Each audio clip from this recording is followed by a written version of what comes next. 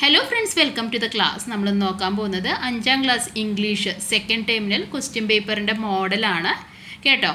അപ്പോൾ ഇത് 2022-23 5ാം ക്ലാസ്സിൽ ചോദിച്ചിട്ടുള്ള ചോദ്യങ്ങളാണ്. അപ്പോൾ ഇതേ ഫോർമാറ്റിൽ തന്നെയാണ് ഈ വർഷവും നിങ്ങൾക്ക് ക്വസ്റ്റ്യൻസ് പ്രതീക്ഷിക്കാവുന്നത് കേട്ടോ. മിക്കവാറും ഇതേ ഒരു രീതിയിലുള്ള ക്വസ്റ്റ്യൻസ് തന്നെയായിരിക്കും. 1-2 ക്വസ്റ്റ്യൻ അങ്ങോട്ടും ഇങ്ങോട്ടും മാറിയാലേ ഉള്ളൂ.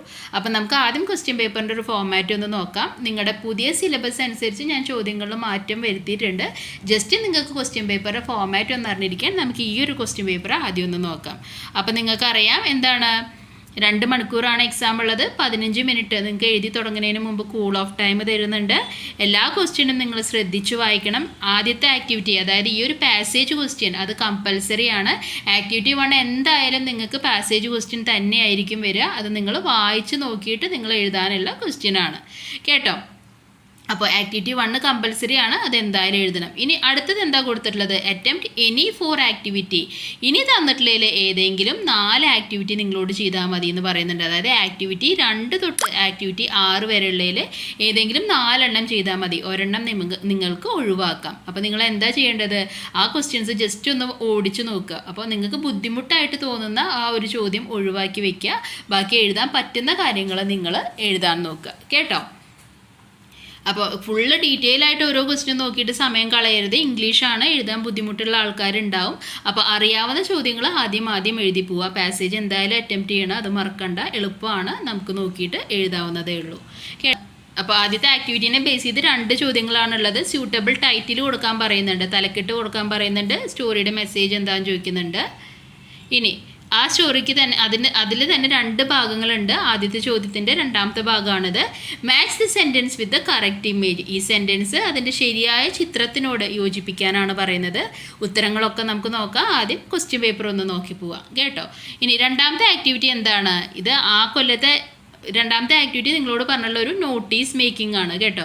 നോട്ടീസ് പ്രിപ്പയർ ചെയ്യാൻ വരാം, പോസ്റ്റർ പ്രിപ്പയർ ചെയ്യാൻ വരാം, പ്ലക്കാർഡ് പ്രിപ്പയർ ചെയ്യാൻ വരാം, ഏതെങ്കിലും ഒരു അനൗൺസ്മെൻറ്റ് കേട്ടോ, അനൗൺസ്മെൻറ്റ് പ്രിപ്പയർ ചെയ്യാനും നിങ്ങൾക്ക് വരാം. ഈ ചോദ്യം നമുക്ക് നോക്കണ്ട, അതാ കഴിഞ്ഞ വർഷത്തെ ചോദ്യമാണ്. നമുക്ക് ഫോർമാറ്റ് മാത്രം ഒന്ന് നോക്കി പോവാം.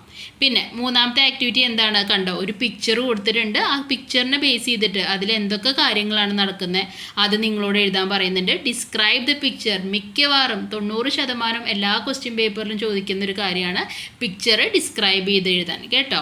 പിന്നെ അടുത്തത് എന്താണ്, ആക്ടിവിറ്റി 4 ആണ്, കോൺവെർസേഷൻ ആണ്. 2 പേര് തമ്മിലുള്ള സംഭാഷണം അല്ലേ, ഹണി മാംഗോ ട്രീയിലെ കോൺവെർസേഷൻ അല്ലേ, ആ റഷീദും ബഷീറും തമ്മിലുള്ള കോൺവെർസേഷൻ എഴുതാൻ വരാം. അപ്പോൾ അത് നിങ്ങൾ എന്തായാലും നോക്കണം കേട്ടോ.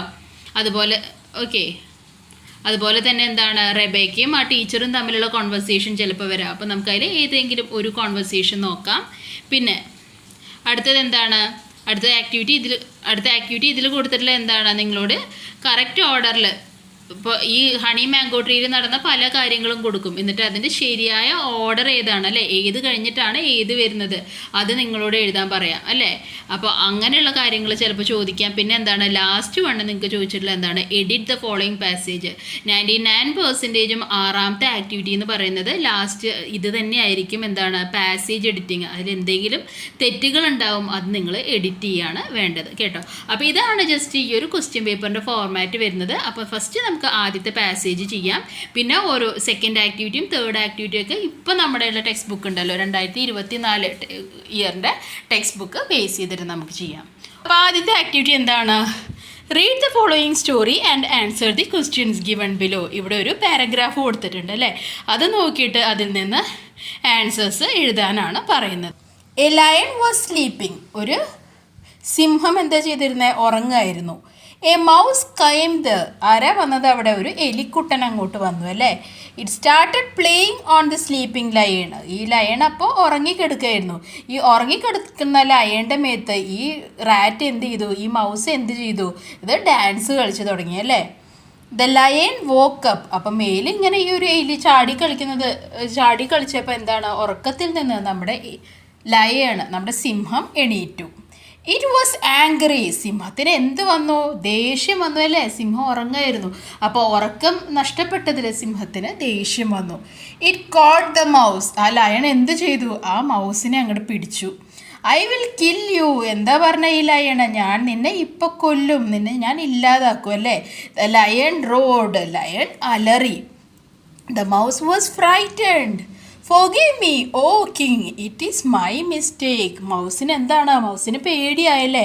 അപ്പോൾ വേഗം എന്ത് പറഞ്ഞു നമ്മുടെ ലയണിനോട്, സിംഹത്തിനോട്? ഫോർഗീവ് മീ, എന്നോട് ക്ഷമിച്ചാലും അല്ലേ. O king, it is my mistake, ഇത് എൻ്റെ തെറ്റാണ് രാജാവേ, എന്നോട് ക്ഷമിച്ചാലും എന്ന് പറഞ്ഞു. The mouse started crying. മൗസ് എന്ത് ചെയ്തു തുടങ്ങി? മൗസിന് ആകെ സങ്കടമായി അല്ലേ, പേടിയായി. മൗസ് കരഞ്ഞു തുടങ്ങി. Finally the lion let it go. അപ്പം ലയൺ അവസാനം എന്ത് തോന്നി? ആ പാവം തോന്നി, അവൻ എങ്ങനെയെങ്കിലും പോട്ടെ എന്ന് വിചാരിച്ചു. അപ്പം അങ്ങനെ ആ മൗസിനെ വെറുതെ വിട്ടു. After some days the lion was caught in a net. കുറച്ച് ദിവസം കഴിഞ്ഞപ്പോൾ എന്തുണ്ടായി? നമ്മുടെ ലയൺ ഉണ്ടല്ലോ, നമ്മുടെ സിംഹം, ഒരു നെറ്റിൽ, ഒരു വലയുടെ ഉള്ളിൽ അകപ്പെട്ടു. The mouse saw the lion. അപ്പം എന്താണ്? ആ മൗസ്, ആ വഴി പോയിരുന്ന മൗസ് ആരെ കണ്ടു? നമ്മുടെ ലയണ് ഈ നെറ്റിൻ്റെ ഉള്ളിൽ കുരുങ്ങിക്കിടക്കുന്നത് കണ്ടു. I shall free you. Mouse പെട്ടെന്ന് എന്ത് പറഞ്ഞു? ഞാൻ നിങ്ങളെ ഫ്രീ ആക്കി വിടാം അല്ലേ, ഞാൻ നിങ്ങളെ ഈ ഒരു നെറ്റിൻ്റെ ഉള്ളിൽ നിന്ന് പുറത്തേക്ക് വരാൻ സഹായിക്കാമെന്ന് ആര് പറഞ്ഞു? മൗസ് പറഞ്ഞു. It cut the net with its teeth. ആ മൗസ് അതിൻ്റെ പല്ല്, ആ പല്ലുകൊണ്ട് ആ നെറ്റ് മുഴുവൻ എന്താണ്? കടിച്ച് മുറിച്ചു. Thus the lion became free. He thanked the mouse. അങ്ങനെ ആ സിംഹം എന്താണ്? സിംഹം ആ നെറ്റിൻ്റെ ഉള്ളിൽ നിന്ന് പുറത്തേക്ക് വന്നു. ആ സിംഹം നമ്മുടെ എലിയെ താങ്ക് ചെയ്ത്. ചോദ്യം നോക്കാം. Suggest a suitable title to the story. എന്തായിരിക്കാം ഈ സ്റ്റോറിക്ക് പറ്റിയ ഒരു തലക്കെട്ട്? ഒന്ന് ആലോചിച്ച് നോക്കിയാൽ നമുക്ക് എന്ത് കൊടുക്കാം? The lion and the mouse കൊടുക്കാം അല്ലേ. ഏറ്റവും എളുപ്പത്തിൽ കൊടുക്കാൻ പറ്റുന്നതാണ്. സ്പെല്ലിംഗ് ഒക്കെ ഇതിൽ തന്നെ ഉണ്ട് അല്ലേ. Lion and the mouse, the lion and the mouse കൊടുക്കാം അല്ലേ. അപ്പം അങ്ങനെ കൊടുക്കാം. രണ്ടാമത്തെ ചോദ്യം എന്താണ്? What is the message of the story? എന്താണ് ഈ സ്റ്റോറിയിൽ നിന്ന് നമുക്ക് കിട്ടുന്ന message? Slow and steady wins the race. നമ്മൾ കാര്യങ്ങൾ കൃത്യമായി മെല്ലെ മെല്ലെ ചെയ്താൽ നമുക്ക് വിജയിക്കാൻ പറ്റും. അതാണോ? അല്ല. രണ്ടാമത്തെ എന്താണ്? Be kind to everyone. എല്ലാവരോടും എങ്ങനെയായിരിക്കണം? എല്ലാവരോടും ദയയുള്ളവരായിരിക്കണം. Think before you act. Think before you act, അതാണോ? നിങ്ങൾ ചെയ്യുന്നതിന് മുമ്പ് എന്ത് കാര്യവും ആലോചിക്കണം, അതാണോ? അതല്ല. അപ്പം നമുക്ക് സെക്കൻഡ് വൺ കൊടുക്കാം. Next the sentence with correct image. ഈ സെൻറ്റൻസും ആ ഇമേജും തമ്മിൽ അല്ലേ, ഈ സെൻറ്റൻസും ആ ചിത്രവും തമ്മിൽ മാച്ച് ചെയ്യാൻ പറഞ്ഞിട്ടുള്ളത് നോക്കാം നമുക്ക്. ആദ്യം എന്താണ്? ആ ലയൻ്റെ മുകളിൽ ആ മൗസ് ഇരിക്കുന്നുണ്ട്. അപ്പോൾ ഏതാണ് അതിന് കറക്റ്റ് വരിക? Lion fell into a trap ആണോ? ലയൺ അതിൽ വലയ്ക്കുള്ളിൽ പെട്ടിട്ടുള്ളതാണോ കാണിച്ചിട്ടുള്ളത്? അല്ല. അപ്പോൾ ഇതല്ല. രണ്ടാമത്തെ എന്താണത്? Lion took the mouse and wanted to kill it. Lion ആ മൗസിനെ പിടിച്ച് അതിനെ കൊല്ലാൻ നോക്കി, അതുമല്ല. നെക്സ്റ്റ് എന്താണ്? The mouse saw the lion sleeping and started playing on it. ഇവിടെ നമ്മുടെ സിംഹം ഉറങ്ങുകയാണ് അല്ലേ. മൗസ് എന്താ ചെയ്യുന്നത്? അതിൻ്റെ മുകളിൽ കയറി കളിക്കുകയാണ്. അപ്പോൾ ഇതാണ് ആദ്യത്തെ ആൻസർ. ഇനി രണ്ടാമത്തെ എന്താ? നെറ്റിൻ്റെ ഉള്ളിൽ കുരുങ്ങി അല്ലേ. അപ്പോൾ അത് ഏതാണ്? The lion fell into a trap and screamed for help അല്ലേ, ഹെൽപ്പിന് വേണ്ടി കരഞ്ഞു. മൂന്നാമത്തേത് എന്താണ്? The lion took the mouse and wanted to kill it. Lion ആ മൗസിനെ എടുത്തു, ലയൺ ആ മൗസിനെ കൊല്ലണമെന്നുണ്ടായിരുന്നു. അതൊക്കെ. ഇനി ഓക്കെ, അപ്പോൾ ഇതൊക്കെ ഒന്നാമത്തെ ആക്ടിവിറ്റിയിൽ വരുന്നതാണ്. ഇനി രണ്ടാമത്തെ എന്താണ്? രണ്ടാമത്തെ വരുന്നത് ഇതാണ് activity. Vaikom Muhammad Basheer the author visited his neighbour Rasheed. On the visit, they happened to talk about the honey mango tree. Write the likely conversation between them. അപ്പോൾ ഇത് ഏതിലാണ്? ദ ഹണി മാംഗോ ട്രീ എന്ന പാഠഭാഗത്തിൽ നിന്ന് എടുത്തിട്ടുള്ളതാണ് അല്ലേ. വൈക്കം മുഹമ്മദ് ബഷീർ ആരെ കാണുന്നു? അയാളുടെ നൈബറായ, അയൽക്കാരനായ റഷീദിനെ കാണുന്നു. അപ്പോൾ അവർ എന്തിനെയൊക്കെ പറ്റി സംസാരിച്ചിരിക്കാം അവർ കണ്ടുമുട്ടിയപ്പോൾ? നമുക്ക് നോക്കാം അല്ലേ. അപ്പോൾ നിങ്ങളൊരു കാര്യം ആലോചിക്കേണ്ടത്, ആരെ കണ്ടാലും നമ്മൾ ഫസ്റ്റ് എന്താ അവർ ചെയ്യുന്നത്? ഫസ്റ്റ് നമ്മൾ അവിടെ ഗ്രീറ്റ് ചെയ്യും അല്ലേ. നിങ്ങൾ നിങ്ങളുടെ കൂട്ടുകാരനെ കണ്ട ഹായ് ഹായ് എന്ന് പറയില്ലേ, ഹായ് ഹലോ എന്നൊക്കെ പറയില്ലേ, അത് തന്നെയാണ് നമുക്ക് ഫസ്റ്റ്. അപ്പോൾ ഇംഗ്ലീഷ് എഴുതാൻ ബുദ്ധിമുട്ടുള്ള ആൾക്കാർ അല്ലേ, എല്ലാവർക്കും ഒരുപോലെ കിട്ടണമെന്നില്ല. അപ്പോൾ ഫസ്റ്റ് നമുക്ക് എന്ത് എഴുതാം? ഓദർ എന്ത് പറയുന്നു? ഹായ് റഷീദ് അല്ലേ. റഷീദിൻ്റെ വീട്ടിലേക്ക് ചെല്ലുകയാണ്. അപ്പോൾ എന്താ പറയുന്നത് അദ്ദേഹം? ഹായ് റഷീദ് എന്ന് പറഞ്ഞ് റഷീദിനെ ഗ്രീറ്റ് ചെയ്യുന്നു. മറുപടി ആര് പറയുന്നു? റഷീദ് പറയുന്നു ഹായ് ബഷീർ എന്ന് പറയുന്നു അല്ലേ. അപ്പോൾ അങ്ങനെ ഒരു കോൺവെർസേഷൻ നിങ്ങൾ എഴുതി കഴിഞ്ഞു. ഇനി അടുത്തത് എന്താണ്? ഓദർ എന്താ പറയുന്നത്? നൈസ് ടു മീറ്റ് യു അല്ലേ. നമ്മൾ ഒരാളെ കുറേ നാൾ കണ്ടു കുറേ നാൾ കഴിഞ്ഞ് കണ്ടു കഴിഞ്ഞാൽ എന്ത് പറയും, ആ നൈസ് ടു മീറ്റ് യു അല്ലേ, നിന്നെ കണ്ടതിൽ സന്തോഷം, ഹാപ്പി ടു സീ യു, എന്ത് വേണമെങ്കിൽ എഴുതാം. അപ്പോൾ റഷീദ് എന്താ പറയുന്നത്, റഷീദിൻ്റെ വീട്ടിലേക്കാണ് ആര് വന്നിട്ടുള്ളത്, നമ്മുടെ ഓദർ വൈക്കം മുഹമ്മദ് ബഷീർ വന്നിട്ടുള്ളത്. അപ്പോൾ അതുകൊണ്ട് തന്നെ റഷീദ് എന്ത് പറയുന്നു, വെൽക്കം ടു മൈ ഹോം, എൻ്റെ വീട്ടിലേക്ക് സ്വാഗതം. അപ്പോൾ എത്ര എണ്ണം എഴുതി, ഇതാ കണ്ടോ. ഇതോടുകൂടി തന്നെ നിങ്ങളുടെ എത്ര കോൺവെർസേഷൻ എഴുതി കഴിഞ്ഞു, 2 കോൺവെർസേഷൻ അല്ലേ, ഓദറും റഷീദും തമ്മിലുള്ള ഇത്രയും ഭാഗങ്ങൾ നിങ്ങൾ എഴുതി കഴിഞ്ഞു. ഓക്കെ, അപ്പോൾ ഇങ്ങനെ ഇംഗ്ലീഷ് എഴുതാൻ അത്ര അറിയാത്ത കുട്ടികളുണ്ടെങ്കിൽ ഈ രീതിയിലൊക്കെ നിങ്ങൾക്ക് കോൺവെർസേഷൻ എഴുതാം കേട്ടോ. തീരെ ഒന്നും എഴുതാണ്ട് നിങ്ങൾ അറ്റംപ്റ്റ് ചെയ്യാണ്ട് ഒരു ചോദ്യം ഒഴിവാക്കി കളയരുത്. നിങ്ങൾക്ക് പറ്റുന്ന പോലെ എഴുതുക കേട്ടോ. ഇങ്ങനെ മെല്ലെ മെല്ലെ എഴുതിയാലേ നമുക്ക് പിന്നീടുള്ള ക്ലാസ്സുകളിലേക്ക് പോകുമ്പോൾ എഴുതാൻ പറ്റുള്ളൂ കേട്ടോ. ഓക്കെ, റഷീദ് എന്താ പറയുന്നത്, I will give you some mango fruits. എന്താ പറയുന്നത് ബഷീറിനോട്, ഞാൻ നിനക്ക് കുറച്ച് മാമ്പഴം തരാം അല്ലേ. അപ്പോൾ ഓദർ എന്താ ചോദിക്കുന്നത് തിരിച്ച്, is it from your own garden, ഇത് നിൻ്റെ തോട്ടത്തിൽ ഉണ്ടായിട്ടുള്ള മാംഗോ ഫ്രൂട്ട്സ്. ഇതെന്താ പറയുന്നത്, യെസ് ഇറ്റ് ഈസ് അല്ലേ, അതെ അത് ഇവിടെ തന്നെ ഉണ്ടായതാണ്. We brought the sapling and planted it here, ഞങ്ങൾ ആ മാവിൻ്റെ തയ്യ് ഒരു സ്ഥലത്ത് നിന്ന് കൊണ്ടുവന്ന് ഇവിടെ നട്ടതാണ്. It was an old man who looked after it at first, ഒരു വയസ്സായ ഒരാളാണ് അല്ലേ, ഒരു ഫക്കീറാണ് ആ ഒരു മാമ്പഴം, ആ ഒരു മരം ആദ്യം നട്ടു വളർത്തിയത്. ഓദർ എന്താ പറയുന്നത്, it seems that he had a great love for trees. Oh, നിൻ്റെ വാക്കിൽ നിന്ന് എനിക്ക് തോന്നുന്നത് അദ്ദേഹത്തിന് ഇങ്ങനെയുള്ള ട്രീസൊക്കെ ഭയങ്കര ഇഷ്ടമായിരുന്നു എന്നാണ്. അപ്പോൾ റഷീദ് എന്താ പറയുന്നത്, yes he take took good care of the sapling till the moment of his death. അപ്പോൾ എന്താ പറയുന്നത് റഷീദ്, അതെ അദ്ദേഹത്തിൻ്റെ മരണം വരെ ഇങ്ങനെയുള്ള തൈകളെ, ഗ്രേറ്റ് ലവ് ഫോർ ട്രീസ് അല്ലേ. അപ്പോൾ എനിക്ക് തോന്നുന്നത് ഇതിൽ നിന്ന് കേട്ടത് till the moment of his death അല്ലേ. അപ്പോൾ ഇത്രയും പറഞ്ഞിട്ട് അപ്പോൾ റഷീദ് ഓദർ എന്താ പറയുന്നത്, it seems that he had a great love for trees. അവന് ട്രീസ് വളരെയധികം ഇഷ്ടമായിരുന്നു അല്ലേ, അദ്ദേഹത്തിന് ട്രീസ് വളരെയധികം ഇഷ്ടമായിരുന്നു എന്ന് എനിക്ക് തോന്നുന്നു എന്ന് ആര് പറയുന്നു, ഓദർ പറയുന്നു. അപ്പോൾ റഷീദ് എന്താ പറയുന്നത്, yes he took great care of the sapling till the moment of his death. അദ്ദേഹത്തിൻ്റെ മരണം വരെ ആ ട്രീസിനെ അത്രത്തോളം പരിപാലിച്ചിരുന്നു എന്നാണ് പറയുന്നത്. ഓക്കെ, അപ്പോൾ ഈ ഒരു രീതിയിൽ നിങ്ങൾക്ക് എന്ത് എഴുതാം, ഇങ്ങനെ ഒരു കോൺവെർസേഷൻ എഴുതാൻ ഏറ്റവും എളുപ്പമുള്ളതാണ് നിങ്ങൾക്ക് എന്ത് കോൺവെർസേഷൻ അല്ലേ. ഈ ഡയറി റൈറ്റിങ്ങിനേക്കാളും ഒക്കെ വളരെ എളുപ്പമാണ് നിങ്ങൾക്ക് എഴുതാൻ കണ്ടോ. ചെറിയ സെൻറ്റൻസ് എഴുതിയാൽ മതി. ഫസ്റ്റത്തെ 2 എണ്ണം നിങ്ങൾക്ക് എങ്ങനെ പറയാം, ഹായ് റഷീദ്, ഹായ് ബഷീർ എന്ന് പറഞ്ഞിട്ട് അവിടെ കഴിഞ്ഞു അല്ലേ. ഇനി അല്ല, ഈ ഒരു ടോപ്പിക് അല്ല നിങ്ങൾക്ക് തന്നിട്ടുള്ളത്, ഈ ഒരു കോൺവെർസേഷൻ അല്ല നിങ്ങൾക്ക് തന്നിട്ടുള്ളത്, മറ്റേതൊരു കോൺവെർസേഷൻ ആണെങ്കിലും ഇതേ രീതിയിൽ ചെറിയ സെൻറ്റൻസ് ഉപയോഗിച്ചിട്ട് ഒരു കോൺവെർസേഷൻ, ഒരു സംഭാഷണം നിങ്ങൾക്ക് ചെയ്യാം കേട്ടോ. 7 ഒരു ഡയറി എൻട്രി ആണ്. എങ്ങനെയാണ് ഡയറി എൻട്രി എഴുതേണ്ടതെന്ന് നോക്കാം. ഇവിടെ എന്താ കൊടുത്തിട്ടുള്ളത്, Michael's team won the game. മൈക്കിളിൻ്റെ ടീം ആ ഒരു ബാസ്കറ്റ് ബോളിൻ്റെ ഗെയിം ജയിച്ചു അല്ലേ. ഹി വാസ് വെരി ഹാപ്പി, അവൻ വളരെ സന്തോഷവാനായിരുന്നു. He wrote his feelings in his diary. അവൻ്റെ ഫീലിങ്സ് ഒക്കെ, അവൻ്റെ തോന്നലുകളൊക്കെ എന്തിലെഴുതുന്നു, ഒരു ഡയറിയിൽ എഴുതുന്നു. അപ്പോൾ എങ്ങനെയായിരിക്കും അവൻ്റെ ഡയറി എൻട്രി? ഓക്കെ, അപ്പോൾ ഡയറി എന്ന് പറയുന്നത് നിങ്ങൾക്ക് വായിക്കാൻ വേണ്ടി എഴുതുന്നതാണ്. ഏറ്റവും ഷോർട്ട് ആൻഡ് സിമ്പിളായിട്ട് എഴുതിയാൽ മതി. അപ്പോൾ സാധാരണ ഒരു ഡയറി എഴുതുമ്പോൾ നമ്മൾ ഏറ്റവും ടോപ്പിൽ എന്ത് കൊടുക്കും, ഡേറ്റ് കൊടുക്കും. ഡിയർ ഡയറി എന്നൊക്കെ ഒരു ഡിയർ ഡയറി എന്നും കൊടുക്കും കേട്ടോ. അപ്പോൾ ഈ ഫോർമാറ്റ് എന്താണ്, 18 നവംബർ 20 മൺഡേ നവംബർ 2024 അങ്ങനെ തന്നെ എഴുതണമെന്നില്ല. 18/11/2024 അങ്ങനെ എഴുതിയാലും മതി കേട്ടോ. അതൊക്കെ നിങ്ങളുടെ ഇഷ്ടമാണ്. അപ്പോൾ ഡിയർ ഡയറി എന്ന് പറഞ്ഞ് തുടങ്ങുകയാണ്. പിന്നെ ഫസ്റ്റ് എന്ത് നമ്മൾ എഴുതും, ഫസ്റ്റ് ലൈനിൽ നല്ലൊരു സന്തോഷം നിറഞ്ഞ ദിവസമായിരുന്നോ, സങ്കടം നിറഞ്ഞ ദിവസമായിരുന്നോ, എങ്ങനെയായിരുന്നു. അപ്പോൾ എന്താണ് ആ ദിവസത്തെ ഒരു ഏറ്റവും ഷോർട്ടായിട്ട് നിങ്ങൾക്ക് പറയാൻ പറ്റുന്നത്, അതാണ് ഫസ്റ്റ് ലൈൻ എഴുതേണ്ടത്. അപ്പോൾ അത് വായിച്ചു കഴിഞ്ഞ ആൾക്കാർക്ക് എന്ത് മനസ്സിലാവണം, എന്തിനെ കുറിച്ചാണ് പറയാൻ പോകുന്നത് എന്ന് മനസ്സിലാവണം കേട്ടോ.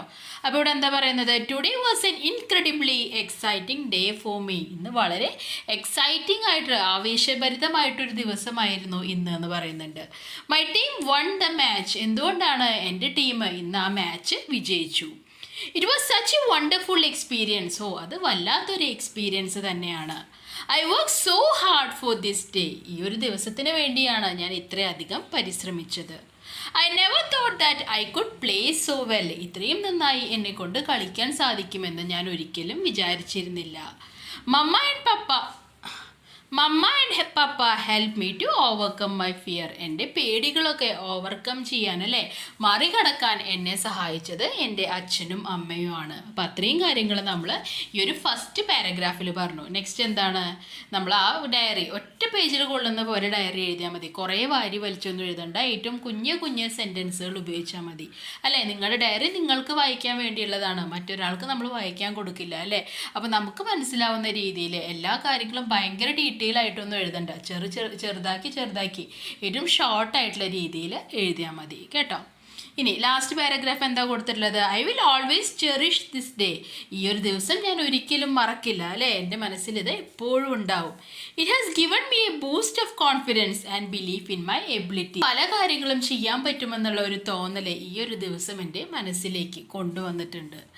It feels nice and I am looking forward to participating in more competitions. എന്താണ്, എനിക്ക് ഇത് വളരെ നല്ലൊരു ഫീലിംഗ് ആണല്ലേ. ഞാൻ ഇതുപോലെ പുതിയ ഈ കോമ്പറ്റീഷൻസിലൊക്കെ പങ്കെടുക്കാൻ വേണ്ടിയിട്ട് തയ്യാറാണ് എന്ന് പറഞ്ഞിട്ട് നമ്മൾ ആ ഒരു ഡയറി ക്ലോസ് ചെയ്യുന്നു കേട്ടോ.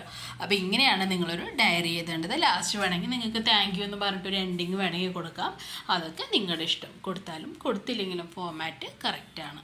നെക്സ്റ്റ് വരുന്നത് എന്താണ്, ഇവിടെ അരുണിമ സിൻഹയുടെ പ്രൊഫൈൽ കൊടുത്തിട്ടുണ്ട് കേട്ടോ. അരുണിമ സിൻഹയെ പറ്റി കുറച്ച് കാര്യങ്ങൾ കൊടുത്തിട്ടുണ്ട്. അവരുടെ പ്രൊഫൈലാണ് നിങ്ങളോട് എഴുതാൻ പറഞ്ഞിരിക്കുന്നത്. അരുണിമ സിൻഹ ഒരിക്കൽ ട്രെയിനിൽ യാത്ര ചെയ്യുമ്പോൾ റോബേഴ്സ് കള്ളന്മാർ വന്നിട്ട് അവരുടെ ബാഗും ചെയിനൊക്കെ എടുക്കാൻ ശ്രമിച്ചു. അതിൻ്റെ ഇടയിൽ അരുണിമ സിൻഹേനെ ട്രെയിനിൽ നിന്ന് പുറത്തേക്ക് തള്ളുകയാണ് ചെയ്തത്. അരുണിമ സിൻഹേനെ ട്രെയിനിൽ നിന്ന് തള്ളിയിട്ടു. വേറൊരു ട്രാക്കിലൂടെ പോകുന്ന ഒരു ട്രെയിൻ അരുണിമ സിൻഹയുടെ കാലിൻ്റെ മുകളിൽ കൂടെ കയറി ഇറങ്ങി. അരുണിമ സിൻഹ ട്രാക്കിൽ ബ്ലീഡ് ചെയ്തുകൊണ്ട്, രക്തം വാർന്നുകൊണ്ട് അവിടെ കിടന്നു എന്നാണ് പറയുന്നത്. പിന്നീട് ആൾക്കാർ വന്ന് അവരെ രക്ഷിച്ച് ഹോസ്പിറ്റലിലേക്ക് ആക്കി. പക്ഷേ അപ്പോഴേക്കും അവരുടെ കാലിൻ്റെ ആ ഒരു ഭാഗം അവിടെ നിന്ന് മുറിച്ച് മാറ്റേണ്ടി വന്നു. അപ്പോൾ ഇങ്ങനെ ഒരു ബുദ്ധിമുട്ടുണ്ടായിട്ട് പോലും അവർ എന്താണ് ആവാൻ ആഗ്രഹിച്ചത്, അവരൊരു മൗണ്ടനിയർ അല്ലേ, എവറസ്റ്റ് ഒക്കെ കീഴടക്കാനാണ് അവർ ആഗ്രഹിച്ചത്. അപ്പോൾ അരുണിമ സിൻഹയെ പറ്റിയാണ് ഈ ഒരു profile. Arunima Sinha was born on July 20, 1989 in Ambedkar Nagar near Lucknow. Her father was an Indian Army official. Her mother was supervisor in the health department. She distinguished herself in many fields. She was the first woman amputee to climb Mount Everest. ഇങ്ങനെയുള്ള ബുദ്ധിമുട്ടുണ്ടായിട്ട് പോലും, ബുദ്ധിമുട്ടുള്ള ആൾക്കാരെ ഏറ്റവും ആദ്യം mount Everest കീഴടക്കിയത് ആരാണ്, അരുണിമ സിൻഹയാണ് എന്നാണ് പറയുന്നത്. She was a skilled volleyball player and played for the Indian team 7 times. വളരെ നല്ലൊരു വോളിബോൾ പ്ലെയർ ആണ്. ഇന്ത്യൻ ടീമിന് വേണ്ടി 7 തവണ കളിച്ചിട്ടുമുണ്ട്. ഇനി വരുന്നത് ഈ ഒരു ആക്ടിവിറ്റിയാണ്. എന്താണ്, നിങ്ങളോടൊരു ഒരു പ്ലക്കാർഡ് പ്രിപ്പയർ ചെയ്യാൻ പറയുന്നുണ്ട് അല്ലേ. എന്തിൻ്റെ പ്ലക്കാർഡാണ് പ്രിപ്പയർ ചെയ്യാൻ പറയുന്നത്, prepare A placard on water conservation ചെയ്യാൻ പറ്റുന്ന രീതിയിലാണ് നമ്മൾ പ്ലക്കാർഡ് പ്രിപ്പയർ ചെയ്യുക. നമ്മൾ ഓൾറെഡി റെബേക്ക ദ ചേഞ്ച് മേക്കറിൽ ഇങ്ങനത്തെ പ്ലക്കാർഡ് ഓൾറെഡി പ്രിപ്പയർ ചെയ്തിട്ടുള്ളതാണ്. ഇത് വെള്ളത്തിനെ പറ്റിയാണ്. അപ്പോൾ എന്ത് കൊടുക്കണം, മുകളിൽ തന്നെ നമ്മൾ കൊടുത്തു ഹെഡിങ് എന്ന് പറഞ്ഞിട്ട് സേവ് വാട്ടർ അല്ലേ. എന്തിനെയാണ് നമ്മൾ സംരക്ഷിക്കേണ്ടത്, വെള്ളത്തെയാണ് സംരക്ഷിക്കേണ്ടത്. അതിൻ്റെ ഒരു പിക്ചറും നമ്മൾ വരച്ചു. എന്നിട്ട് അതിൻ്റെ താഴെ എന്ത് കൊടുത്തു, the world is in your hands അല്ലേ. അതിനെ പറ്റിയിട്ടൊരു മെസ്സേജ്, ഇതുപോലെ താഴെ ഒരു മെസ്സേജും കൊടുക്കണം. അപ്പോൾ എഡിറ്റ് ദ ഫോളോയിങ് പാസേജ് ആണ് 6ാമത്തെ ആക്ടിവിറ്റി ആയിട്ട് എപ്പോഴും 99% നിങ്ങൾക്ക് ചോദിക്കാറുള്ളത് ഈ പാസേജ് എഡിറ്റ് ചെയ്യാനാണ്. ചെറിയ തെറ്റുകളാണ് അതിലുണ്ടാവുക. അത് കണ്ടുപിടിച്ച് എഴുതി കഴിഞ്ഞാൽ നിങ്ങൾക്ക് മാർക്ക് കിട്ടും കേട്ടോ. ഈ ഡയറിയുടെ പോലെയൊന്നും കുറേയൊന്നും നിങ്ങൾക്ക് എഴുതാനുണ്ടാവില്ല. ആ തെറ്റുകളൊന്ന് കണ്ടുപിടിക്കാൻ പറ്റിക്കഴിഞ്ഞാൽ അതിൽ മുഴുവൻ മാർക്കും കിട്ടും. അപ്പോൾ ഈ ഒരു ഭാഗം അറ്റംപ്റ്റ് ചെയ്യാൻ ശ്രമിക്കുക. He picked up his brush. എന്താണ് ബ്രഷിൻ്റെ സ്പെല്ലിംഗ് എന്താണ്, BRESH ആണോ, അല്ല, BRUSH അല്ലേ. He picked up his brush and began working hard അല്ലേ. അദ്ദേഹം വീണ്ടും വർക്ക് ചെയ്യാൻ തുടങ്ങി. Ben Rogers is coming down the street. Ben Rogers is coming down the street. Ben Rogers is coming down the street അല്ല, എന്താണ്, is അല്ല ഇവിടെ വരുന്നത്, വാസ് ആണ്. Was coming down the street. Tom pretended not to see him. Tom കണ്ടോ, ഒരാളുടെ പേരാണ്. T എന്താ എഴുതിയിട്ടുള്ളത്, ടി സ്മോൾ ലെറ്ററിലാണ്, ചെറിയ ലെറ്ററിൽ എഴുതിയിട്ടുള്ളത്. അവിടെ എന്ത് വരണം, ക്യാപിറ്റൽ ലെറ്റർ ടി വരണം. അപ്പോൾ അതാണ് അവിടുത്തെ കറക്ഷൻ വരുന്നത്. Tom pretended not to see him. Tom അവരെ കാണാത്ത പോലെ നിന്നു. We worked harder than ever. ഞങ്ങൾ അവിടെ പരിശ്രമിച്ചുകൊണ്ടേയിരുന്നു, അല്ലേ, വർക്ക് ചെയ്തുകൊണ്ടേയിരുന്നു. Ben was eating a apple. നമുക്കറിയാം AEIOU എന്താണ്? AEIOU. AEIOU ഒക്കെ എന്താണ്? വവ്വൽസ് ആണ്. അതിൻ്റെ മുമ്പിൽ എന്തേ വെക്കുള്ളൂ? എ ഒരിക്കലും വെക്കില്ല, അതിൻ്റെ ഫ്രണ്ടിൽ വെക്കുന്നതാണ് ആൻ, അല്ലേ? അപ്പോൾ വവ്വൽസ് ആയ AEIOUവിൻ്റെ മുമ്പിൽ എ വരില്ല. ഏതാ വരേണ്ടത്? ആൻ ആണ് വരേണ്ടത്. ഇവിടെ എന്താ കൊടുത്തിട്ടുള്ളത്? ആപ്പിൾ. ആപ്പിളിൻ്റെ ആദ്യത്തെ അക്ഷരം എന്താ നോക്കിയേ? എ ആണ്. അപ്പോൾ അത് ഏതിൽ വരുന്നതാണ്? വവ്വൽസായ AEIOUവിൽ വരുന്നതാണ്. അപ്പോൾ അതിൻ്റെ മുമ്പിൽ എ വെക്കാൻ പാടില്ല, ഏതേ വെക്കാൻ പാടുള്ളൂ? Ben was eating an apple. കേട്ടോ, ആൻ ആപ്പിൾ എന്നാണ് വെക്കേണ്ടത്. He look very happy. ബെന്ന് ഭയങ്കര സന്തോഷത്തിലായിരുന്നു, അല്ലേ? He was pretending that he was a big ship and was rolling like one. അവൻ വലിയൊരു ഷിപ്പ് പോലെ, അല്ലേ, അങ്ങനെയൊക്കെ വിചാരിച്ചിട്ടാണ് അവൻ ഇരുന്നിരുന്നത്, അല്ലേ? അവൻ പ്രിറ്റൻഡ് ചെയ്യായിരുന്നു എന്ന് പറഞ്ഞിട്ട് എന്താ? അവൻ അഭിനയിക്കുകയായിരുന്നു. He gave orders to a loud voice and the ship obeyed him. He gave orders to a loud voice ആണ്. ടു അല്ല, വലിയ ശബ്ദത്തിലാണ് ഓർഡേഴ്സ് കൊടുത്തിരുന്നത്. അപ്പോൾ ടു അല്ല പറയാം, ഇൻ, അല്ലേ? In a loud voice. He talked in a loud voice, അല്ലേ? He gave orders in a loud voice and ship obeyed him. അപ്പോൾ ഇങ്ങനെയാണ് വരിക. അപ്പോൾ ഇതുപോലുള്ള പാസേജുകൾ നിങ്ങൾക്ക് വരാറുണ്ട്. ഈ പാസേജ് എന്താണ് ഇത്ര ബുദ്ധിമുട്ടാണെന്നൊന്നും വിചാരിക്കേണ്ട. ഇത് ഏത് വർഷത്തിൽ കൊടുത്തിട്ടുള്ളതാണോ നോക്കിയാൽ ഇത് സെക്കൻഡ് ടൈം ഇവാലുവേഷൻ 2022-23 നിങ്ങൾക്ക് ചോദിച്ച ചോദ്യങ്ങളാണ് കേട്ടോ. ഇപ്പോൾ 2024 അല്ലേ? അപ്പോൾ ഇതുപോലത്തെ ചോദ്യങ്ങളൊക്കെ നിങ്ങൾക്ക് ചോദിക്കാം. അപ്പോൾ ഇത്രയാണ് ഇന്നത്തെ ക്ലാസ് വരുന്നത്. ക്ലാസ് ഇഷ്ടപ്പെട്ടാൽ ലൈക്ക് ചെയ്യുക, സബ്സ്ക്രൈബ് ചെയ്യുക. തീർച്ചയായും നിങ്ങളുടെ ഫ്രണ്ട്സിനും കൂടി ഒന്ന് ഷെയർ ചെയ്ത് കൊടുക്കുക. താങ്ക്